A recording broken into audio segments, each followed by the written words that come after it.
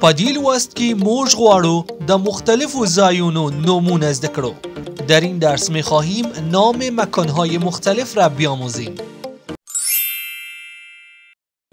السلام علیکم، څنګه ګرانو زده کوونکو؟ زه خوایم او ایلمند یم چې تاسو هم جور او صحتمند اوسئ.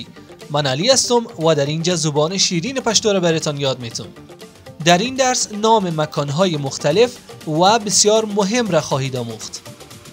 اما پیش از اینکه درس را آغاز کنیم، برای حمایت از ما لطفاً لایک و کامنت یادتان نرود. مهربانی وکړئ زما وروسته تکرار کړئ. لطفاً بعد از من تکرار کنید. تیکالپاخ، تیکالپاخ. نانوایی، بیکری. کورگوته، کورگوته. چند منزله، اپارتمنت. حوسازی، حوسازی. پارک، پارک. پلیسو ادا، پلیسو ادا.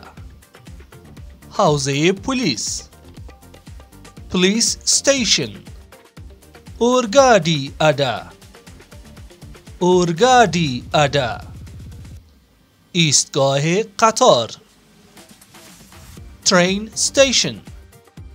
اورمرونی ادا، اورمرونی ادا. ایستگاه اطفاء حریق، فایر ستیشن.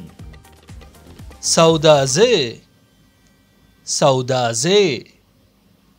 مرکز خرید، شاپینگ سنتر.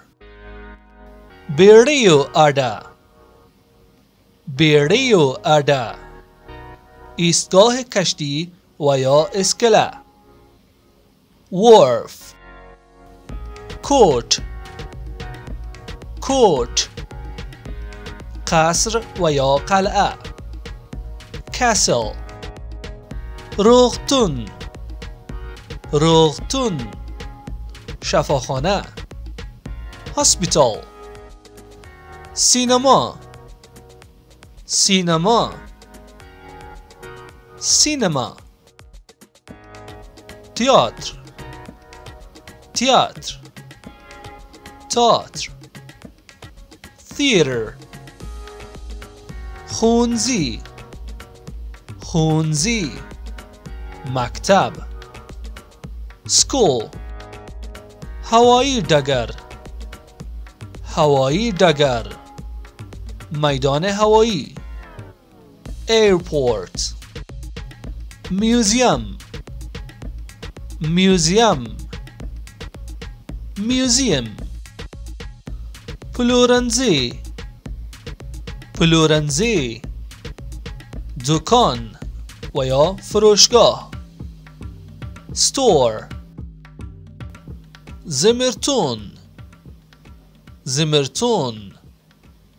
انبار، warehouse. کرنیز زمکه، کرنیز زمکه.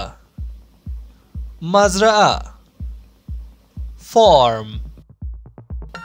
خار، خار و یا شار. شهر، city.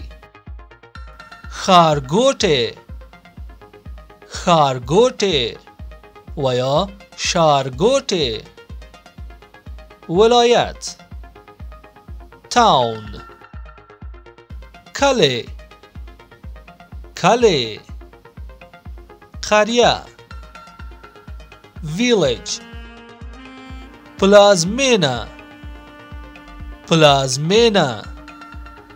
پایتخت، capital. بندیخونه، بندیخونه. زندان، prison. لامبودند، لامبودند.